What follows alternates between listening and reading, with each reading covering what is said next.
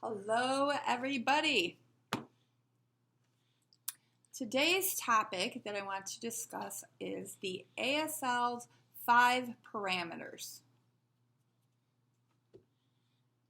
And so you know that the study of language is called linguistics.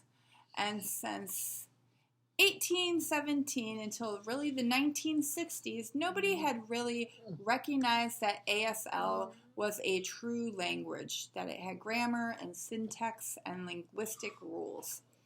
And so there was one man, Dr. William Stokoe. His sign name looks like this. And why? Because he was a strong Scottish man who loved to dress in his full regalia of Scottish gear, his kilt and everything, his beanie. And every morning he would go out onto the college green and he would play his bagpipes. And so he would wear a beret with that pom-pom on the back of it. So Stokoe became his sign name because he was always wearing his beret. So when Stokoe was hired at Gallaudet University, he was a linguist. And so when he was hired, he had no deaf background. He had no deaf education. He really knew nothing about deafness or deaf people. So this was a brand new world for him.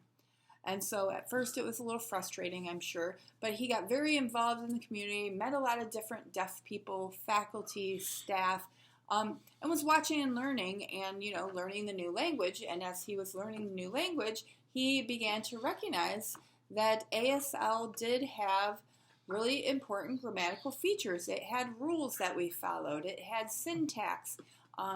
It had grammatical structure and order, and it was different than English. It was not the same as English. And so he decided to go ahead and start researching this and studying it as a linguist. And he was able to discover that ASL really, truly is a structurally sound visual language.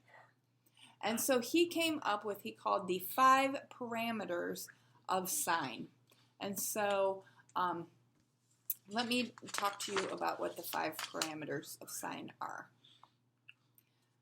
And so, in English, we have our own primes. And so we have letters that we put together to create words. So that's how words are created. For example, the letter C-A-T. Individually, they don't mean anything. But if you put them together, it becomes a word, cat. Or you switch the letters around, it could become tack. Or it could be the word act. And so those letters being moved around in different orders changed the meaning of the word. And so he was able to discover that ASL had 5 parameters that are used in the sign. So the first parameter that we talk about is hand shape. And so hand shape. Meaning what? So, for each letter of the alphabet, we have different hand shapes. For example, A, B, C, D. There are multiple different hand shapes. So maybe I'm using a C to form a sign. Maybe I have a Y that's showing somebody walking. And so different hand shapes are created to make words. The next parameter that we talk about is location. And so that is the placement. Where is the sign placed when you're signing? Is it on the forehead? Is it in the middle of your face? Is it on the chin? Is it on the body? Is it to the left? Is it to the right? Is it in the neutral space? For example, the sign for father taps at your forehead, but mother taps at your chin. It's the same hand shape, but the location is different, so it changes the meaning of the sign. So father, mother. It has different meaning. So father on your forehead is mother. So different places or location changes the meaning of a sign. The third parameter is the movement, how the hand shape and the location, how is it moving? For example, is it a sign that circles? Is it a sign that goes out into space, or are we going back in time? Is it placed on the body? And so let me give you an example of some signs. So bathroom, that's sort of signed in the neutral space. I got to have that movement though, so I know I need to go to the bathroom and it's not just the letter T. So what's up? That's movement flips up.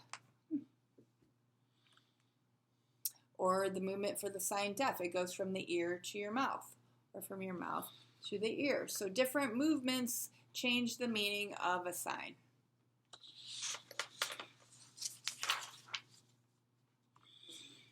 The fourth parameter is palm orientation.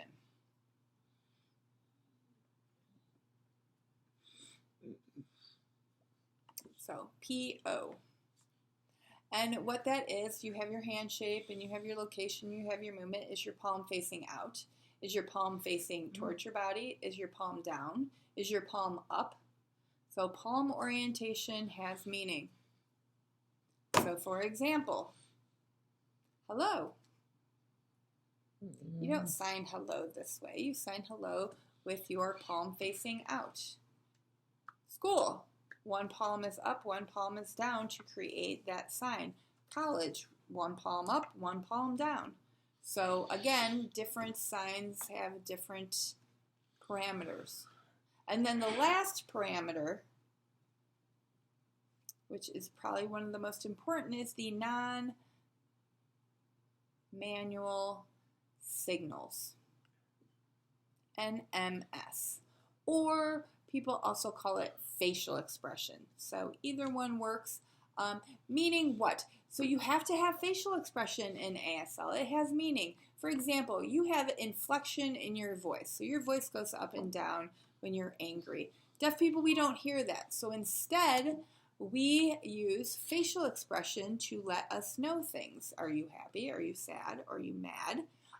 For example, if I was talking about something is thick, the size of something, it's cha, it's thick, it's big. Maybe something skinny, my mouth is going to make it more of an O shape to show the size difference. Or if I'm asking you a question, what's your brother's name? My eyebrows are going to go up so you know that I'm asking you a question.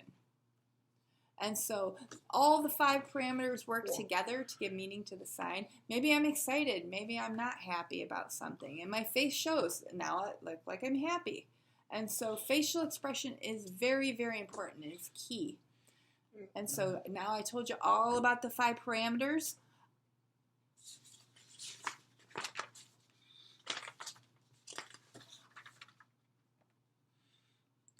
Hand shape. Location, movement,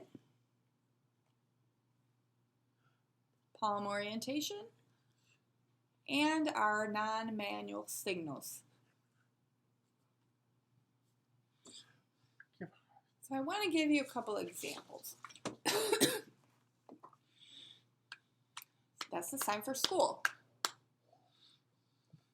So what are the parameters of the sign for school? Our hand shape is what? We have the 2 closed 5 hand shapes. It's your hand shape. The location of that sign is sort of in the neutral space, sort of the neutral space of your body. It's not actually on your body. The movement is a tapping. So your hands are basically clapping. Your palm orientation, you have one palm that's facing up and one palm that's facing down to produce that sign. And the facial expression or non-manual signals, there's not really much to school. So you understand, signs have parameters and they all have meaning. And so that is our lesson on parameters. Have a great day.